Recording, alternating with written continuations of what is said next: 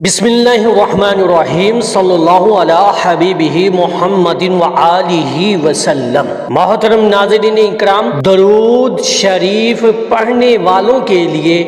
آج ایک بڑی اہم اور پتے کی اور راز کی بات آج ہم بیان کریں گے، اور انشاءاللہ تعالی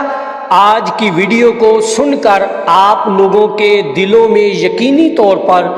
درود پاک پڑھنے کے لگن اور شوق پیدا ہوگا، اور یقین کریں کہ میرا تو زندگی کا مقصد ہی یہی ہے، آپ لوگوں تک بات کی دعوت و تبلیغ دینا، اور تاکہ آپ لوگوں کے دلوں میں درود پاک پڑھنے کا شوق پیدا ہو جائے اور کثرت سے آپ درود پاک کو اپنی زندگی میں شامل بھی کرنا شروع کر دیں، بلکہ درود پاک کو زندگی کا حصہ نہ بنائیں بلکہ درود پاک کو ہی زندگی بنا لیں۔ بہت بڑے راز کی بات ہے، بہت بڑے پتے کی بات ہے، اگر آپ اس کو سمجھ جائیں گے، دل کی سماعتوں کے ساتھ سن لیں گے اور روح میں یہ بات بٹھا لیں گے نا کہ درود پاک ایک بہت بڑی راز والی عبادت ہے، اتنے راز، اتنے معجزات اور اتنی کرامات چھپی ہیں اس عبادت کے اندر، کبھی کر کے دیکھیے گا، آزما کر دیکھیے گا۔ اور ایک اور بڑی بات کہ درود پاک کی جو لوگ کثرت کرتے ہیں، آپ لوگ جو جلد بازی نہ کیا کریں۔ اکثر لوگوں کو میں نے کمنٹ کرتے دیکھا ہے اور میں نے پڑھ کر دیکھا ہے کہ جی ہم درود پاک پڑھتے بھی ہیں، نمازیں بھی پڑھتے ہیں، تہجد بھی پڑھتے ہیں، ہمارے مسئلے مسائل حل نہیں ہوتے ہیں۔ تو دیکھیے، اپنے ایمان کو مضبوط بنانے کی کوشش کریں، اپنے یقین کو اللہ رب العزت کی ذات پر مکمل کامل کرنے کی کوشش کریں۔ پتہ ہے کیا، کچھ چیزیں جو ہوتی ہیں نا، کچھ آزمائش اس لیے بھی ہمارے اوپر لمبی کر دی جاتی ہیں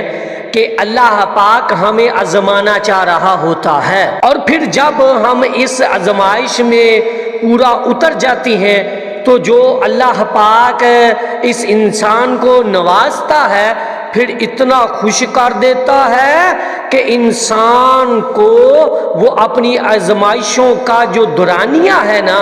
وہ آزمائش کے جو لمحے ہیں وہ پھر پل بھر میں بھول جاتے ہیں۔ پھر اللہ پاک اتنا نوازتا ہے، اتنا اپنے اس بندے کو خوش کر دیتا ہے، تو جو ہے اس بارے میں پریشان نہ ہوا کریں، اللہ پر چھوڑ دیا کریں، اللہ کی ذات پر اپنے معاملات کو سپرد کر دیا کریں۔ اور پھر درود پاک کی عبادت ایسی ہے کہ یہ انسان کو رنگ لگا دیتی ہے۔ بس آپ لوگوں نے نا ان چیزوں کو محبت کے ساتھ محسوس کرنا ہے، اور میں ہمیشہ ایک اور بات بھی کرتا ہوں کہ درود پاک کو جو ہے وہ برائے محبت پڑھا کریں۔ جب آپ برائے محبت پڑھنا شروع کریں تو حاجتیں تو خود بخود ہی پوری ہوتی چلی جاتی ہیں۔ کبھی بھی درود پاک کو نا اس چیز کو ذہن میں رکھ کے نہ کیا کریں کہ جی ہم درود پاک پڑھ رہے ہیں تو ہمارا وہ فلاں مقصد کیوں نہیں پورا ہوا، ہماری دعا کیوں نہیں قبول ہو رہی۔ اچھا، ایک اور بڑی بات ہے کہ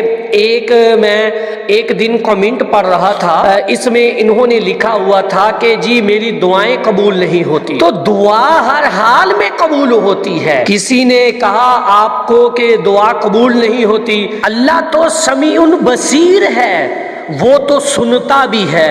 جانتا بھی ہے، خبر بھی رکھتا ہے، علم بھی رکھتا ہے، وہ کیسے نہیں آپ کی دعا قبول کرتا، کیسے نہیں سنتا؟ یہ تو پوسیبل ہی نہیں ہے نا، دعا ہر حال میں قبول ہوتی ہے۔ اب اس کی قبولیت کے بڑے راز ہیں جو ہم لوگوں کو نہیں پتا، اور ہم لوگ جلد باز ہو جاتے ہیں اور یہ محسوس کرتے ہیں کہ جی ہماری دعا قبول نہیں ہوتی، اور پھر دعا قبول نہ ہونے کے سلسلے میں جو ہمارے اندر ایک نیگیٹیویٹی پیدا ہوتی ہے، اور وہ ہے مایوسی۔ ہم مایوس ہو جاتے ہیں، اور یہ مایوسی جو ہے یہ شیطان ہم پر غالب کر دیتا ہے۔ یہ اس مایوسی کو، اور جب مایوسی پیدا ہوتی ہے تو اللہ اور اس کے محبوب سے دور ہونا شروع ہو جاتے ہیں، جو کہ نہیں ہونا چاہیے۔ مایوس نہیں ہونا، اللہ کی رحمت سے مایوس کبھی بھی نہ ہوا کرے۔ اور بات رہ گئی دعا کی قبولیت کی، تو وہ تھوڑا سا میں آپ کو سمجھانا چاہوں گا کہ دعا ہر حال میں قبول ہوتی ہے، ٹھیک ہے؟ دعا آپ کی اگلی آخرت کے لیے بھی جو ہے وہ قبول کر لی جاتی ہے۔ اکثر اگر وہ دنیا میں نہیں قبول ہوئی تو وہ آخرت میں آپ کو ضرور جزا اور اس کا صلہ ملے گا، اور جو آخرت میں صلہ ملے گا اس کے لیے تو انسان ایک چھوٹی نیکی کے لیے بھی ترسے گا، ٹھیک ہے؟ تو وہ آخرت کے لیے جمع ہو جاتی ہے۔ ایک دعا یہ ہوتی ہے کہ قبول کر لی جاتی ہے، آپ جو مانگ رہے ہیں وہ عطا ہو بھی جاتا ہے۔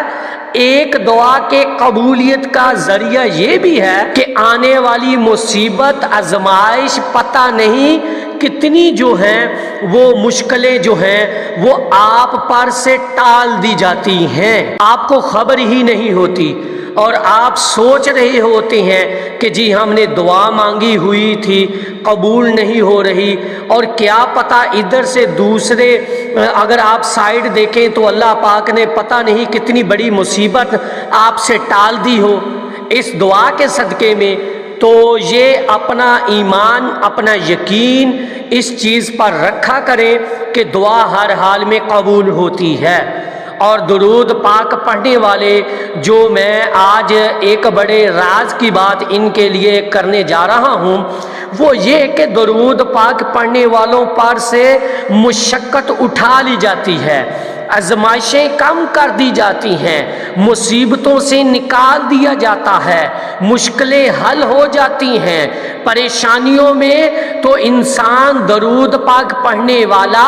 خاص طور پر زیادہ دیر رہتا ہی نہیں ہے۔ اگر کوئی پریشانی آ جائے تو اللہ رب العزت ایسا سبب نکالتا ہے کہ انسان سوچتا رہ جاتا ہے، مشکل حل ہو جاتی ہے، مشکل ٹال دی جاتی ہے، اور انسان ویسے کا ویسا ہی خوش ہو جاتا ہے۔ تو یہ جو درود پاک پڑھنے والا جو شخص ہے یہ ایک ایسے حصار میں آ جاتا ہے جہاں دستے غیب اس پر کھل جاتا ہے، غیب سے اسے ایسی مددیں آنا شروع ہو جاتی ہیں، اللہ پاک ایسے وسیلے اور ایسے ذریعے بنانا شروع کر دیتا ہے درود پاک پڑھنے والوں کے لیے وہ سوچ ہی نہیں سکتا، اس کا وہم و گمان ہی وہاں تک نہیں ہے۔ جو چیزیں عبادتوں اور ریاضتوں، مشقتوں سے بھی نہیں ملتی نا، وہ پھر درود پاک کی کثرت کی برکت سے انسان کو مل جایا کرتی ہیں، اور یہی سب سے بڑے راز کی بات ہے۔ اور درود پاک کی اثرات آپ کی نسلوں تک وہ رب کریم خود پہنچاتا ہے، اور یہ بڑے راز کی بات ہے کہ آپ کو درود پاک پڑھنے کا فیض نسل در نسل منتقل ہو جاتا ہے، پھر اللہ پاک آپ کی نسلوں تک درود پاک کا جو فیض ہے،